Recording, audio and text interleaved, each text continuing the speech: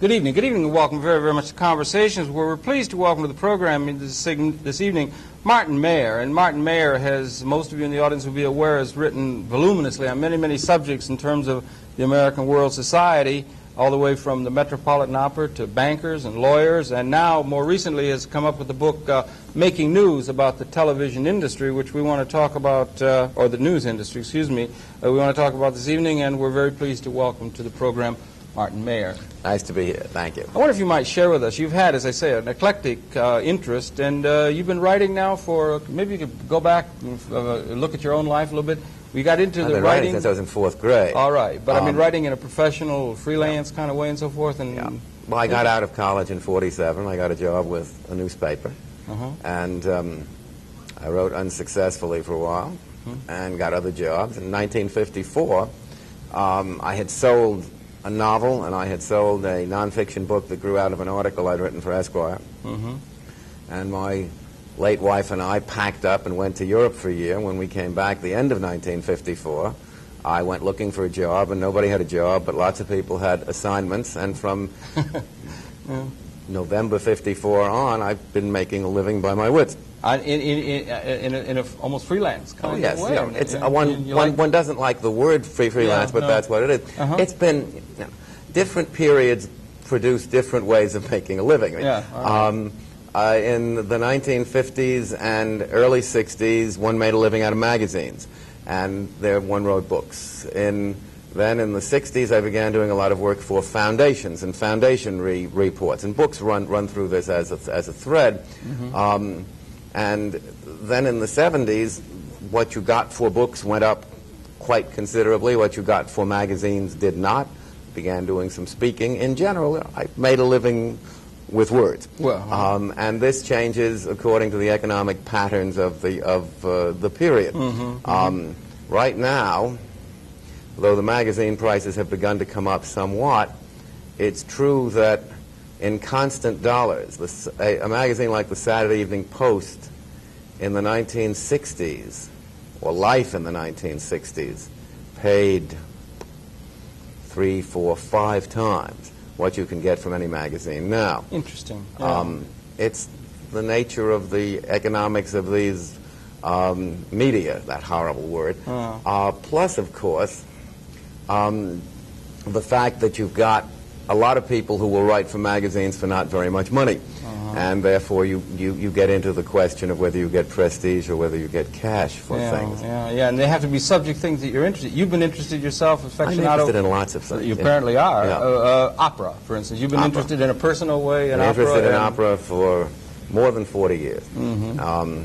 The opera, and I wrote a column about serious music for Esquire magazine from 1951 to 1975. And I wrote a novel called A Voice That Fills the House about an opera singer. Very bad. And then I wrote Rudolph Bing's memoirs for him back in 1972, I guess. And when the centennial of the Metropolitan Opera came along, it was '83, they asked me, unfortunately only in '81, there wasn't very much time to do it, to write the centennial history, which I did. As a sort of interesting note in economics, that book was commissioned by a British publisher, Thames and Hudson.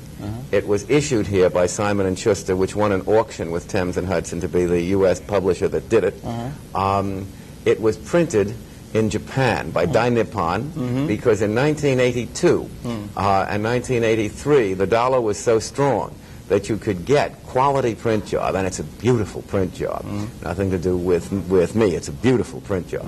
But you could buy that cheaper in Japan than you could buy it here or in Switzerland or Germany or Italy. Right, so it's really getting international. That's right. And today, of course, you couldn't touch publishing a beautiful picture book with a lot of colored pages on coated paper in Japan. That book sold here for $35 in 1983. If you printed it in Japan now, I doubt you could sell it for $120. It is interesting, the evolution of the economics of the media, as you say, isn't it? Right. It's a really interesting story, and one you've been interested in, and it's part of your book. I deal with it there. It touches people's lives most in television news, where you have both the change of the technology and you have the change in the economics over the years. But and of course also in the question of just how many newspapers there are, which has been enormously influenced by the economics of advertising and the economics of what you can get people to spend for newspapers. Yeah, and those changes have been and it's a volatile kind of situation as far as the media mix and the advertising, the economic realities. There are vast changes which make a great deal of difference in terms of the operation of the media, and specifically perhaps the news media, as it were. Well, the broadcasting situation. Yeah. I go back far enough so that I can remember when audio tape was quite new. In fact, I remember wire recording. I do too, as a right matter of fact. I hate to say, but I do. The German magnetophone and such things. Right. And then I was doing the music column for Esquire, and also I was doing 2 articles a year about high-fidelity matters. And I was going and struggling and sweating through my understanding. I understood about tubes, and I built a Williamson amplifier, but I never really did get to understand transistors or that well. But I went through a Minnesota Mining and Manufacturing, 3M factory, back in the 1950s, and I had to go in and be steam washed and put on a white suit because of their fear about dust getting into the plant. And at that point, the most you could get was maybe 12,000, 15,000 cycles at 15 inches per second of audio. I'm sure that would give yield a certain quality. Or that was the highest quality, the highest frequencies you could get. A television picture is an order of magnitude plus. It's almost 2 orders of magnitude greater need for coercivity on the tape, for a tape that can hold 80 or 90 times the impulses that were the most you could get in the late 50s, and for that to keep the dust off the tape, you had to have this air-sealed unit. And the notion that you can do this, the notion that you can, that we are putting this on tape, the notion that you can make a color videotape is still, to me, a great miracle. Well, the whole evolution of media is amazing. You see a Bessie Smith, and then Ma Rainey was inspirational. Her saying the area of blues or something, and before that there was nothing. In human history, we had print. It was a way of preserving the record, as it were. And the evolution just within your lifetime, or let's say our father's lifetime, the media mix has absolutely been amazing. It's trite, but true. It's revolutionary. But also, if you're talking about news gathering, when I was working on my book about television, which came out in '72, I looked into this question of getting television pictures from Europe to the United States. And there were incompatible systems. There was one machine in London that could convert a European tape to an American tape. And it took a whole room, and it worked slow. We started off with the Telstar satellite in the 1960s, which was an over-the-horizon business. And this mad genius at Hughes Aircraft, who committed suicide at the age of 29, who said, we can make a synchronous satellite, and we can do something which will be global satellite communications. Nobody believed it. Arthur Clarke had visions of that from way back within the science fiction guys had visions of it. That's right. But it was, AT&T didn't think it could be done. A geosynchronous satellite. And then once you got it, then you began to get into some interesting economic politics. The FCC set the rates on these things at a level which protected the underwater cables. That's right. So that it was extremely, you had to rent 10 minutes at a time on the satellite, and you were talking about tens of thousands of dollars to do that, so that in the Vietnam War, the Army had the communications on satellite, but you had to fly out the film because it was just too expensive, except on very special occasions, to order up a satellite. And that was partly regulated by a government, which is bringing the question of a governmental regulatory system into an economic one and so forth. I remember I blew up about it. That's right. You did, right? Yeah. Lee Levenger was then an FCC commissioner, and I was doing a piece for the Reporter magazine of sainted memory about communication satellites. And I said to him, I think it's absolute outrage. People ought to be scandalized about what you've done. The country has spent this fortune to get these satellites up in the sky. Here is a major benefit that we can get from it, and you have prevented us from getting that benefit by insisting that they charge rates which protect the underwater cables. Well, has that been a problem? I wonder, just technology or even government organized or a market-oriented kind of influence on the market? They have to amortize their... whether we're technologically ahead of what we're able to allow ourselves to do because of business institutional need to amortize I didn't think the government had to protect RCA Communications or AT&T or Western Union. I thought the public, having spent the money on space research, was entitled to have the satellites and entitled to have them. It was an economic price for those satellites. And what Levin just said to me is, he said, you know, people can pay attention to only so many scandals at a time. There's so many, yeah. This is a pretty technical scandal. Yeah, right, Nobody's going to care too much about it. He said, you can make the argument either way, and you can, in fact, make the argument either way. And it's the kind of thing where, you know, you're not going to get much attention for it, and he was absolutely right. You couldn't get much attention for it. Another interface has been is the electronic media, which has just emerged in the modern experience with the news compared to print, and that's another, or radio, let's say. But those are other questions that have had to be as the technology understood and worked out, and how do they, what's happened to us now, you know, I've got a section in the book. There's an Israeli sociologist named Elihu Katz who did a study for the BBC, saying we would all be better off if we'd kept news for radio and we'd use television for features. And there's something to that. It's sort of happening now, unfortunately. The television news gets softer and softer and softer. That's something we want to talk about. The reasons for that are related to the changing technology of this medium, in that there was a time when the local news, which is very profitable for the stations and also determines to a large extent how well the network news shows do. There's a very close correlation between how many people are in the lead-in and how your Rather and Brokaw and Jennings shows do. And they wanted some national stuff for the local news, and the networks would say, basically, go to hell, or they would send them the overset matter, the stuff they had no interest in using on the 7 o'clock news. But then you get the satellite, you get CNN, you get this Hubbard Communications unit, you get the Westinghouse unit, and suddenly they say, look, if you don't give us the international and national stuff, we can pick it out of the sky from any one of a number of other suppliers.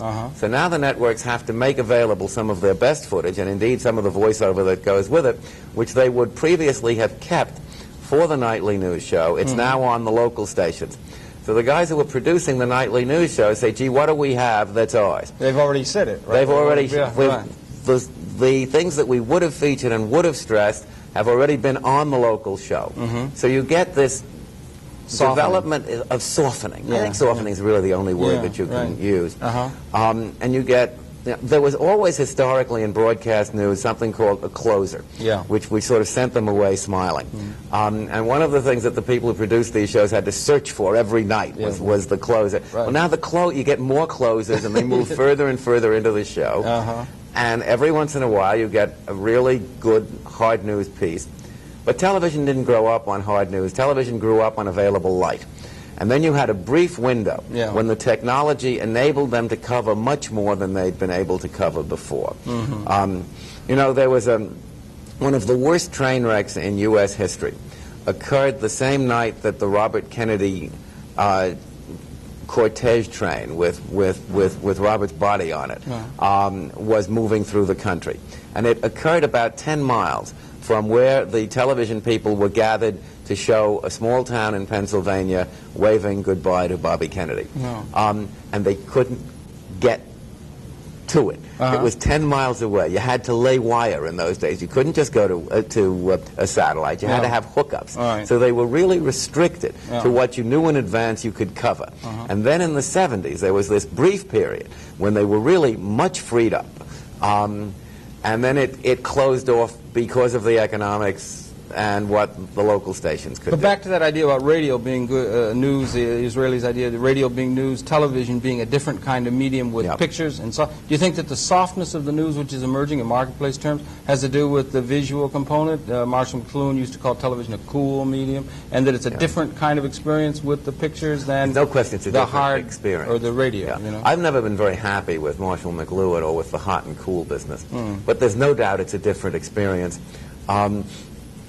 And there's a I've found this question of television and the peripheral vision and the relationship between pictures and sound to be an unendingly fascinating question.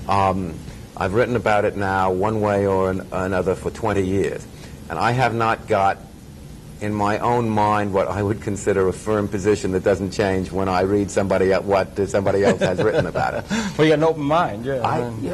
If you're going to be a reporter, yes, that's what you got. Yeah. The guy is entitled to have his case presented as he wants it presented. All right.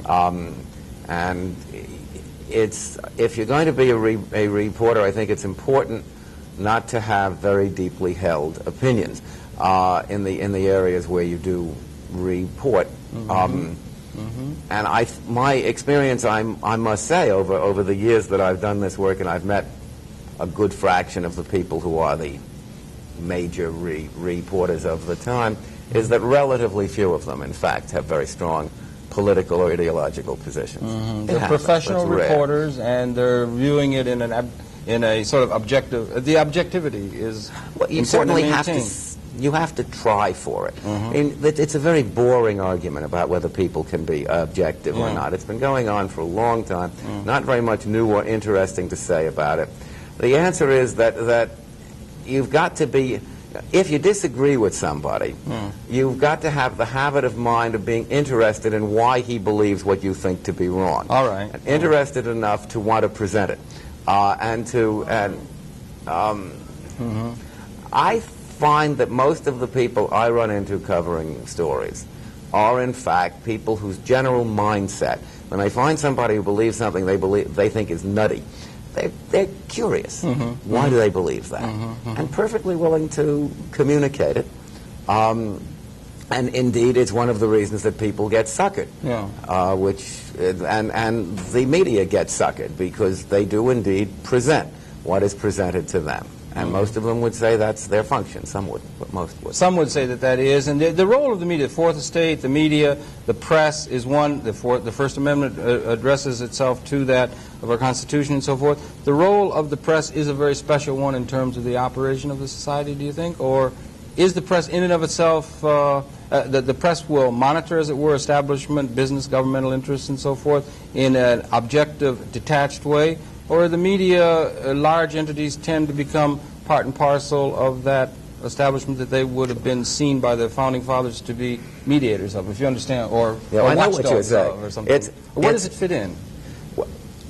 To begin with, somebody's paying for it. It's part of a social system. It doesn't go, if you're talking about making fundamental criticisms of a social system, it's, they'll present it, but they'll give it roughly the attention span and time that it gets in the society out there, which is usually not a hell of a lot. You get into a time of bad problems like the growing disaffection with the Vietnam War, you get more and more presentation of what people might consider radical, because it's not, all of these images oversimplify what is a complicated thing. The basic statement, a guy named Cohn made it a while ago, is that the press really isn't very good at telling people what to think. It's good at telling people what to think about. And it's the judgment that's exercised on the saliency of the event that is the important question as to how well the news does its job. That's where they are. So there is that's one that's perennially been there. I guess that question's perennially been where they're with the country from the beginning of the Republic. And it's one that it isn't only there's the First Amendment, but the Congress, in setting up the Post Office Department, provided that every newspaper would be able to get a free subscription from every other, a free carriage of the paper without paying postage from every other newspaper. That's interesting, to help set a camaraderie of these people. Not only the camaraderie, but to pass the information around and to let people exercise judgment on a wider range. Yeah, that's interesting. I want to take a break now, if we can, and come back and pick it up on there, if you don't mind. It's your pleasure to be having the perceptions of Martin Mayer, author of this extremely interesting new book, Making News. We'll be taking a break here now. We're coming right back, and please stay tuned. We're coming right back.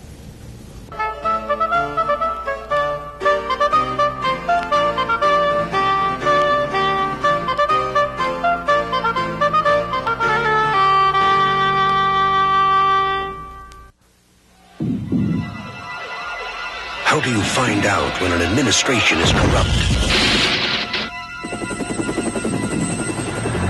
How do you find out when a government is hiding the truth? How do you find out about those who would like you not to find out? To become better informed about the role of a free press and how it protects your rights, contact the First Amendment Center. Do you have your passport? For the third time, yes. You have everything? Kids, relax. If we weren't grown-ups, they wouldn't have let us join the Peace Corps. Peace Corps. It's creating food systems in Africa, building homes in Costa Rica, and fighting malaria in Asia. It's teaching math and learning French. It's working side by side. It's been tough, but for 25 years, the Peace Corps has been making a difference in the world. Mom, Dad, I'm so proud of you. Peace Corps, the toughest job you'll ever love.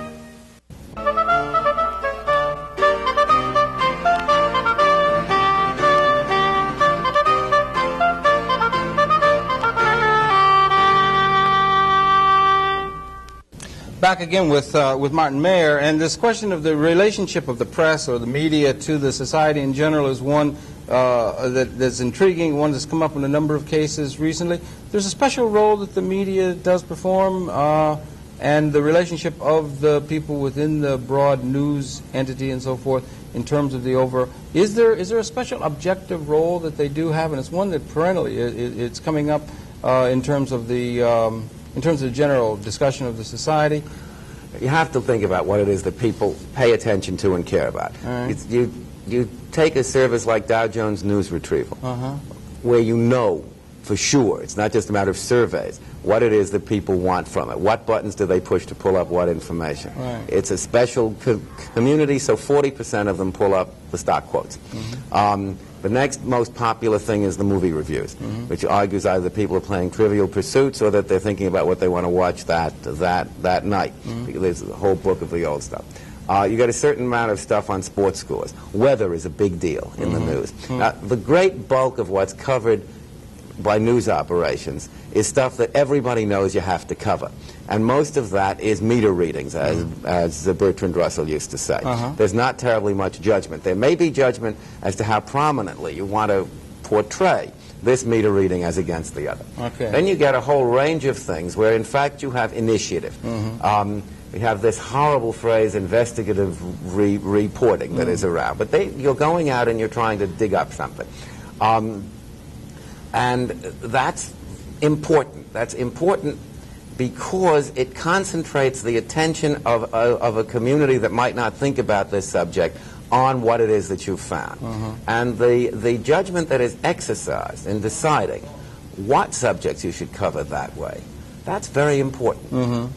That's important not because, Gordon Allport years ago did the basic studies on what happens when you teach values. And the answer is that when you teach values, you get motion around those values. About half the people go toward them, and about the other half the people go against them. And when you present something to the public, and you go out and you find out what it is they learned from the presentation, you can be quite shocked to what they drew. Because people draw through a perceptual apparatus which is their own. And also because the people who present news tend to live on a somewhat more abstract and intellectual plane than the people who take it. You must keep in mind also that the basic audience for broadcast news is less well educated than the average in the country. More and more people are saying that they get their primary source of news or information from electronic media. No, if you ask them about national or international, they'll say that. Okay. If you ask them about local, they won't. Interesting. Ben Bagdickian did a study of what happens when you change this is all Roper poll stuff. When you change the Roper poll questions, how you change the answers. Yes, right. But there's no doubt that people rely on broadcasting first. If some rumor comes around, people will turn on the radio first, I think, still, even today, because they don't really trust the television people to kill the profitable soap operas to present news. That's but interesting. they'll turn on a news radio station to check a major rumor. And they will do that. They will unquestionably now get the news that seems most significant to them, that's breaking news, they get out of broadcasting, if only because broadcasting is so much faster. The interesting question looking into the future of this business is, when everybody has a PC at home, will they indeed do it through broadcasting, or will they push the buttons on the PC? Yeah, we went through a traumatic event with the assassination of President Kennedy that galvanized the nation in one sense and really played a role in terms of the news departments of television programming, which is largely entertainment and so forth. It was an overall news operation that was going on then, and people came to focus on the television at that time in a way that was quite extraordinary. The whole society focused on television. It was the moment at which one realized how important this medium was at a time when people needed it. But or the assassination of Martin Luther King. Bob Whistler pointed out in the book that was really... Well, that one, he said, was the most important of all, because you didn't have a unified community that was looking for consolation and information and reassurance and some sense that the world was proceeding. You had a divided community there, where people might well have reacted in very different ways, and where there was indeed a possibility of a great and legitimate flare-up of anger. Yeah, right. And there he felt that the country would somehow have adjusted in Kennedy without television, but that without television there might have been much worse trouble the time of the Martin Luther King assassination. I think that's probably true. It's worth noting in passing, by the way, that Whistler wound up running the news operation for Ted Turner. That's right. And that all of this stuff that the broadcast people put up, particularly when Turner was being talked about as someone was going to take up CBS, about this horrible madman who had no sense of news, the fact is that they were the real inheritors. Ed Turner, who is not Ted Turner, who is the operating director of CNN, and Whistler, who is the executive. They both came out of the CBS operation and had much closer ties to the news division of CBS than Van Gordon Sauter and Ed Joyce, who were the people who were then running CBS News. Anyway, but you're always dealing with a reflexive situation when you're dealing with the relationship between the community that absorbs news and the community that produces news. What about the relationship between the people who produce news and, let's say, governmental and or business institutions and responsibility? The question of a government that would, in a certain sense, engage in disinformation policies. We heard all governments engage in disinformation. Well, to a certain degree, let's say. Or to what degree is it attendant? There were many people who were upset when Mr. Poindexter had announced that there were a series of disinformation campaigns that was systematically leaked to the press and so forth in the case of Libya at the time of the bombing and so forth. What is the relationship between the press and the government, and what kind of a working relationship is there appropriately between those two, particularly against this question about disinformation or the need of the government, particularly as media-wise and so forth, setting their own agenda through the media? There's a guy named Sylvester who was the press attaché in the Pentagon in the Kennedy administration who also talked about the need for government to lie occasionally. The spectacle of North and Poindexter testifying only when they knew for sure that the documents didn't exist to show that they were lying was very distasteful. But it's not that different from the way government runs normally. There is a major philosophical problem in the relations between government and the news, which is that the news is highly specific and government is really highly general. All right. It's the same difference that the executive or indeed the legislature has with the courts. They have the same problem with the news. News deals with individual cases and government deals with more general movements. Beyond that, people don't like to be embarrassed. And from the newsman's point of view, there's Lord Northcliffe's great comment that news is what somebody somewhere wants to suppress, all else is advertising. And there's, to a degree, that's true. But it's also true that if you look at what people read in the newspapers, they pay attention to the advertising. And as PM demonstrated in this city when I was a little boy, if you don't have advertising, it's tough to sell the paper. That's part of the news.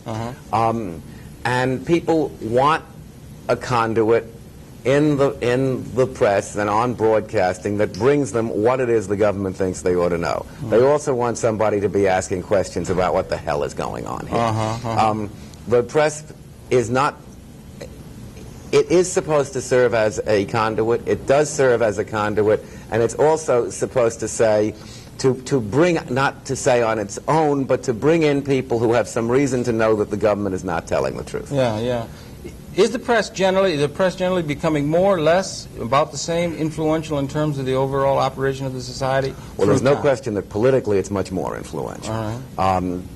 And that is because of this wretched error that got made in the 1960s with the notion that the people who really ought to decide who runs for office are people who don't know the candidates.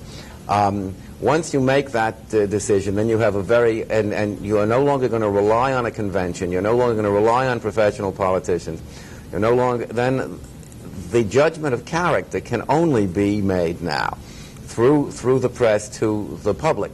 And I happen to have the feeling that up to now this has been reasonably fair.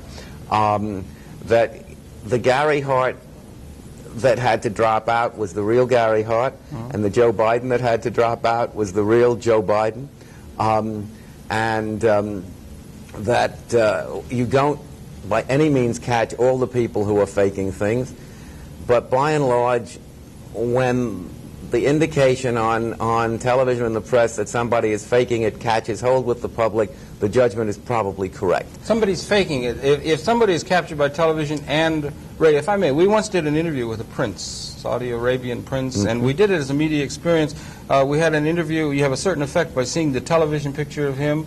We made an audio tape of that to listen to it as though a radio, and we made a transcript of it. And the effects of disinterested people in that the influence, they read the script, they listened to the thing, and they watched the television, and the sense that they had out of that was in a different experience. No, and the one that was a television presentation would be, do you think, closer to the truth in terms of the nuance of behavior, nuance of body movement, nuance of mannerisms and so forth that the television picture captures? Is it closer to, as you say, the truth in that sense, the image that the television presents? I think I would trust a reporter and an observer in most cases, more than I would trust the camera's eye. And there are many reasons for that. But it's also true in the way the thing works. One of the other things that I've got in the book is Elliot Richardson's nice point, that when a man comes to watch that, well, that he was taken into the Army as a draftee, and he was put in a tent with 6 other guys, and they had to assign each other characters that first day for the 13 weeks of basic training. Yeah. And they assigned them, and they lived with those characters that they had assigned each other, because they had to. They had to live in very close quarters for a limited period of time. Might have had nothing much to do with the guy. It was the first cut. And in general, the Washington Press Corps does that. There's no doubt that people are assigned a character when they first show up in the news, and it can be difficult to change that. It may be quite unreal. Once you've said that, however, if a guy's been around long enough to be running for major office, the odds are that there have been enough people taking enough cuts at what sort of guy he is.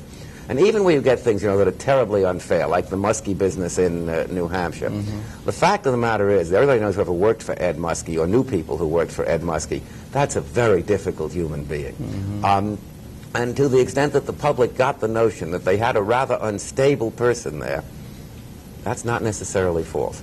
I know relatively few of these where I know the people or know people well who know him well, where I think that the public has had an illegitimate perception. I think that the balances may be a little off, but if you're talking about a man who's going to be President of the United States, I think it's reasonable to want a pretty high standard of I mean, there's a limit to how neurotic the guy ought to be, really.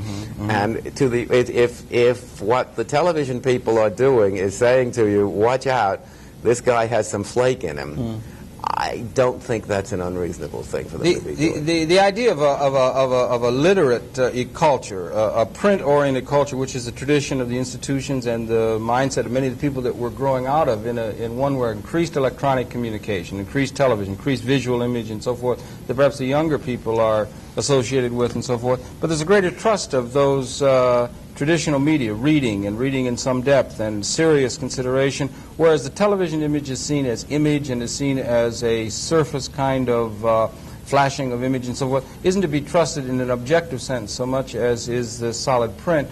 we have a president who's been currently President Reagan, who's been an absolute master at the use of television as a communicator and radio as well. But particularly, more, yep. Really? Yeah, interesting. I think so. But and then some people would say that that would be at the cost of the substance of what he's actually saying. He's just very good as an actor and as a presenter, as it were, of information and image, and that this is part of a political factor in terms of the leadership of the country. And where does all that figure in terms of substance and image? And are all our presidents and national leaders going to become people, graduates of Metro-Goldwyn-Mayer, and people who are well able to be, in a sense, actors? Well, they always have been, to some extent. I'm not. There's a change in degree. I'm not sure that there's really a change in kind. You know, there was a time when to run for president, you had to have a very powerful voice because you didn't have amplification. These things change. I think the public knows what Ronald Reagan stands for reasonably well. I did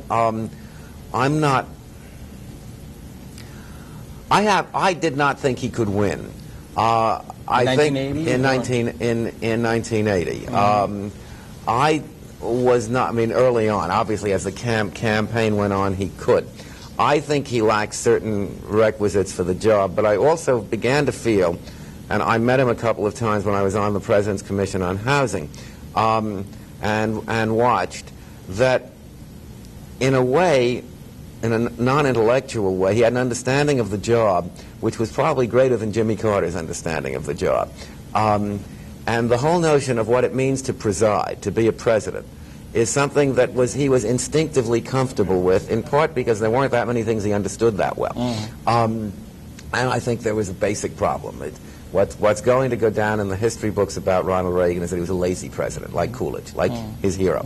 And that turned out to be something that was okay at one point in the game when you had a certain collection of subordinates, but much less okay later on. And the whole air of floundering that the second Reagan administration has had comes from the top. But I think that when the country elected Ronald Reagan, they knew reasonably well what they were getting. What they were getting was somebody who was going to tell them what they wanted to hear. It's not the first time the country's elected somebody who said what people wanted to hear. It's not necessarily a bad thing every so often. And indeed, we've been reasonably lucky up until fairly recently in the way the world worked. We're not likely to continue that lucky, maybe even not to the end of his administration. I don't think really, and I have thought about it, they ran a campaign extremely well. I've got a wonderful quote there from the guy who was in charge of the press and television part of the campaign, who said that the basic function of running a campaign today is to tell the people who do the nightly news shows on the networks what to feature today. If you don't tell them that, he said, they go off on their own and they get in trouble. Well, that's interesting. Yeah. I mean, they really controlled it. They had one issue a day. Since you had to cover the Reagan campaign, he was, after all, president, you had to cover what it was that he was going to say that day because he would say one thing. He was controlled. Mondale knew he should do it and couldn't.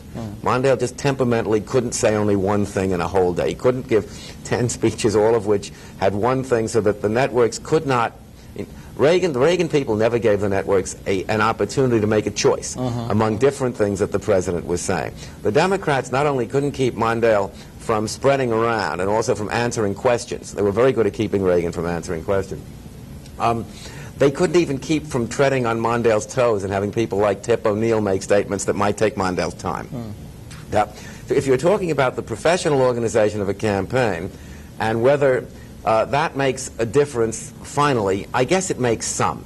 But if you look at the Roosevelt campaign in '36, and indeed I've got some quotes from newspaper editorials and such from 1936 to put against the 1980 campaign. I do have the 2 chapters on the cover of the 80 campaign.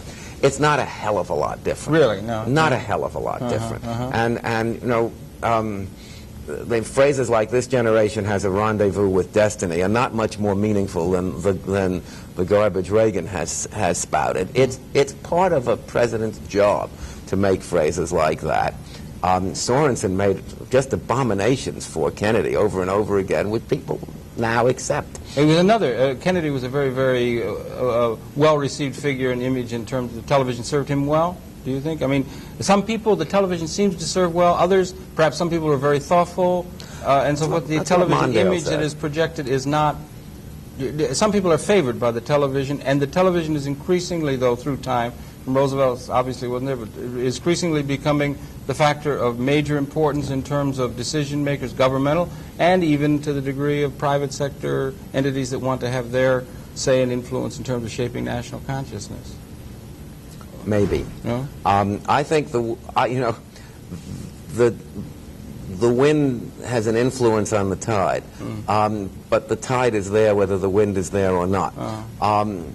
I think all of these guys with blow-dried hair and a jacket slung over their shoulder, they didn't come out of the primeval swamp. They came out of being coached on what's going to look good on television. People who can't do that sort of thing well, maybe you can say it's a problem for them. But you take somebody like Pat Moynihan, who's an old friend who really doesn't have any of the things that television likes. Hell, you take a Howard Baker. Now, mind you, Baker has been very clever to make sure that it's extremely unusual. You see a picture of Howard Baker, it shows how fat he is. They've been good at that. He sits behind desks most of the time to have his picture taken. I don't really think that the physical types have changed that enormously. I think an Everett Dirksen would do extremely well today, too, even though he had a rather exotic appearance and a rather exotic voice. Marshall McLuhan used to argue that Senator McCarthy would have absolutely died on television because his way, his very heated and very strong way, which was not, as he put it, cool, would have been eaten up, and Adolf Hitler, for that matter, would never have been able to generate the kind of hysteria that a hot, medium kind of radio-oriented society, tribal society. You don't give too much credence to that general proposition that Marshall McLuhan used to have about television being a cool medium. Marshall McLuhan said nobody would watch baseball on television. Well, he's wrong there. He was, yeah. I mean, there's, okay. It's easy. Once again, we're back to the question that we talked about earlier, which is the relationship between sound and image in these things. The Sesame Street people run a clicker and a series of slides when they're testing these shows with kids. And the question is whether the kids will look away from the television screen to the clicker to see what the next slide is. And they find that it's extremely important what the sound is on the screen, whether people look away from it or not. My hunch is that Hitler would have done well in any mass medium. He did well in the March of Time sort of thing. And one of the interesting things about Reagan is that he brought radio back. He did these Saturday broadcasts, which always gave him a sound bite that night, and gave him a sound bite indeed on the television shows too. His strength, I think, has been more on radio, really. His press conferences have not been impressive. You talk about Kennedy. Kennedy, until almost the months before his assassination, was not a very successful president. His programs did not do well in the Congress. He started off, of course, with Bay of Pigs. But he was incredibly successful with the American people as a communicator. And there was some feeling in '63 that he could be beat. He just barely squeaked out over Nixon, and if there'd been an honest count in Illinois, he might not have squeaked out over Nixon. And Nixon was really an abomination on television. I mean, I find Nixon upsetting in any medium, including print. But he was not effective on the television at all. I'm not so sure that Kennedy really proves the point. And Kennedy is followed by Johnson, who's about as hot a figure as there has been. And Jerry Ford, who's the coolest figure you ever had, really came out of his presidency very well liked. Yeah, that's all true. Well, let's take another break and we'll come back and see about, we're talking about, we're making news and about some of these things we project out to the, out into the future. We're talking more about the historical development of them. We'll come back in just momentarily. We're talking with Martin Mayer. Coming right back. Please stay tuned. We'll be coming right back. Thank you. Thank you.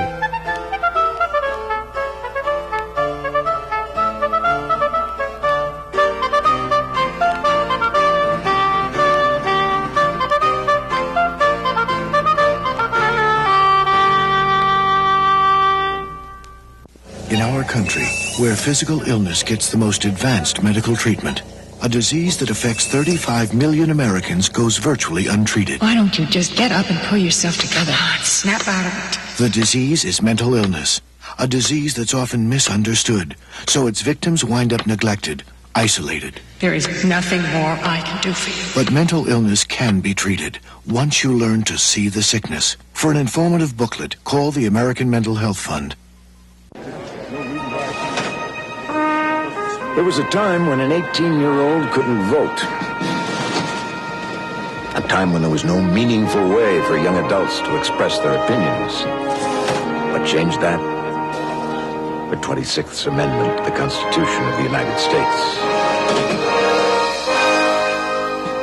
The Constitution, the words we live by.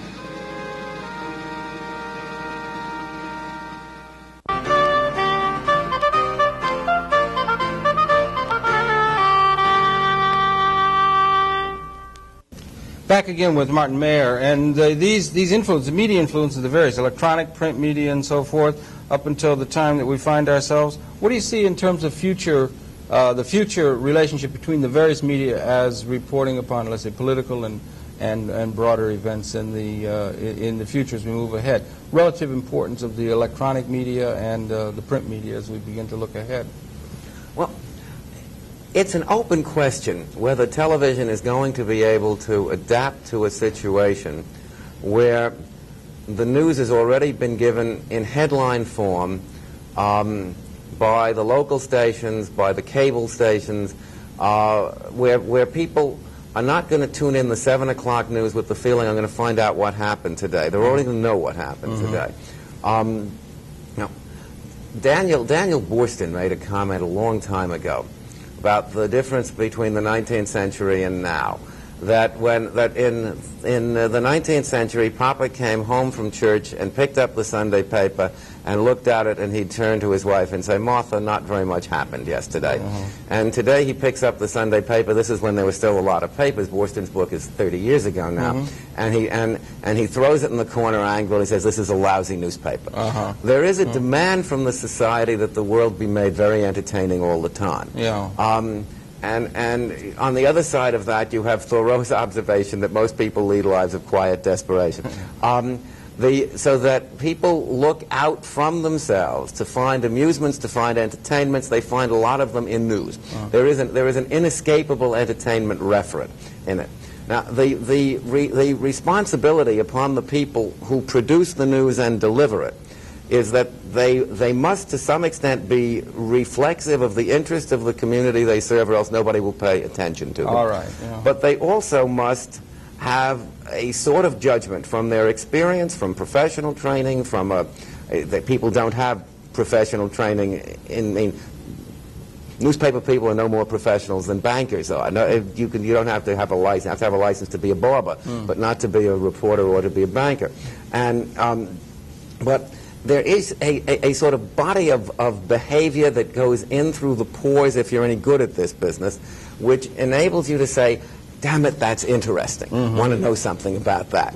And also that if you found something that nobody else seems to have found that's interesting, you get terribly excited about it.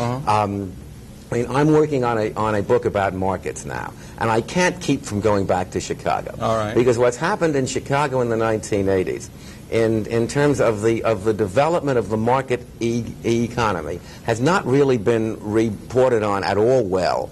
And it's just terribly important, and it's mine. I understand it. Damn few people do. And therefore, I want to go back and I want to communicate that. I want to get it out. I want to get it out as a reporter if I can do it as a reporter, and I keep fighting with editors who want to know what I think about it, to which the answer is, I don't know what I think. I'm too busy. I'm finding out about it. Yeah. Now, would there be a market, there would be an interest in that report that you would want to put out? Would there be an interest on the part of what a news, where the name of your book is Making News? Yeah. There's someone who feels it's an editorial decision on what it is that's important. You spoke before about the softening of the news that is meeting a marketplace demand and so forth. Is there a problem about that? That which seems to be interesting to those with an editorial bent and so forth, or a personal interest on the part of a reporter, won't find a response in the general society and things are becoming trivialized? Or? I have a professional commitment to the notion that if you present serious subjects seriously, people find them interesting, not entertaining. Frank Stanton, when he was president of CBS News, once told a congressional committee, a sort of the last step of chutzpah in the broadcasting business. He said that the public interest is what interests people. And that's outrageous, but it's not entirely false. And the function of news people is there's a certain amount of stuff which is the bulk of what you put on, which you know everybody's more or less interested in. It's steady, which is steady. And the question is, in the rest of the news hole, are you going to be showing two-headed chickens, or are you going to be attempting to explain, just usually, to do this thing that I just did in a little piece of in the New York Times, what the meaning of the Japanese savings rate is for people who live outside of Japan. Okay, and that's also getting another international perspective on the news that is an interesting you got to do some work to find out. And basically, I think people in the news business want to work. They want to have more time to develop their stories. And I think that the guys who are running the broadcast news divisions now are underestimating their audience. But it is also true that it's hard to go broke underestimating your audience, and it's easy to go broke on the other side. Yeah, right. But the question of the Japanese, or the question of getting a perspective, a world perspective, perhaps. Let's say we had a world perspective on the news. ABC just did a Congress bridge, or they did a bridge to the Soviet Union with people in the Soviet Union.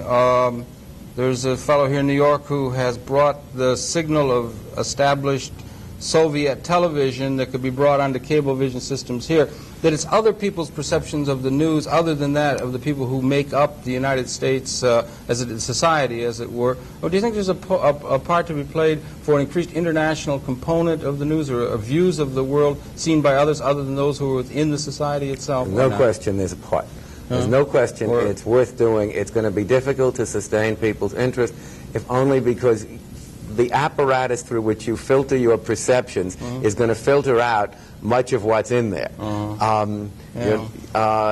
I think it's always interesting, and these smart cookies that the Nightline people have turned up from the Soviet Union. This whole new generation of attachés who speak such good English, and who that's been fascinating. What Nightline did in the South African question was extremely useful, I think, to people. I don't know how much it changed people's minds. I'm not sure that's the business anybody is really in. But I think that to get some sense, and that's what I was saying a reporter ought to be doing, and that's why the best reporters, I think, don't have strongly held views, is you find it interesting that people think things that you regard as nutty. And to the extent that you find ways to bring that, and the broadcast media are good at that on occasion, that's a real service. People believe what they believe for reasons that are more profound than the information content they have been presented with. And the notion that you're going to be able to sweep all before you with a piece of information, with a news, the most devastating sort of news story. Yes, if it's got a prurient angle, but the reason you could get Hart. I said to my wife when the Hart story broke that I thought there was a way he could have handled it. That he could have said, I've had assassination threats. We've had this Gary Hart mask made, and the guy you've seen is the guy who's wearing the mask. I'll have to tell him to stop misbehaving that way. Now, do you guys have any other questions? And there are some people who maybe could have got away with that, but because people had a background on him, he couldn't possibly have brushed it off. But in general, I don't think that people's opinions are swayed that much by a single piece of information. I don't think that Biden would have got in the trouble Biden got into if there'd been the one example of his quoting somebody in an unattributed way, or although the Kinnick thing was a great piece of film, great piece of film, and what it showed was how much better Kinnick was than Biden, by the way. There was a pattern, and the pattern is something that develops after the story, and I think people decide how seriously they're going to take it from the pattern. The whole Bork business has been fascinating to watch.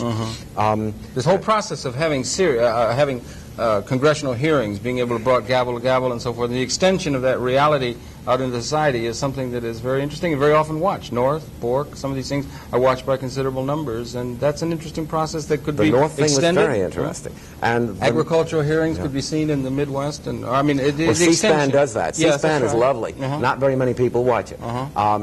And you know, there's the problem of whether people want to live in real time. You've got to have a dramatic focus. People.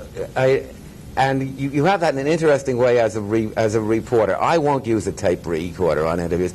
I don't want to have to take all that time listening to the whole damned interview again. I want my notes. I want what's salient at the period. And there's always, if you ask people to experience news events in real time, it's not going to interest them terribly much. So the question is not only the degree of compression, but what has the saliency? What do you highlight? What is it that you're saying to people? Pay attention to this. Yeah, it's a pattern recognized. There's a saying, I think, in cybernetics that information overload allows pattern recognition at another level. It might be that news-making process is one that allows us to recognize patterns between events that are very, very complex in and as they go, but it's being able to recognize those patterns. That's the role of the editorial or the reporter, and perhaps it might be the role of the leadership quality as in a broad general sense. That when the hurricane comes ashore, that's the news. Okay. Never forget that. And okay, we could go on talking. I really do thank you very much. It's been a great pleasure talking with you. Nice to be here. And I remind you, in the television audience, it's been your pleasure then to have the perception of Martin Mayer, prolific author, of course, who has written this very, very interesting book called Making News. Again, we'd like to show you here at the end, Making News about the news industry. Happy to be able to share his perceptions on the news industry and in general with you. And we invite you to tune in again next week. We'll be coming back again here in Conversations next week. That's it for this particular segment. Mr. Mayer, once again, thank you very, very much indeed. Thank you for asking me. Good night. We'll see you next week.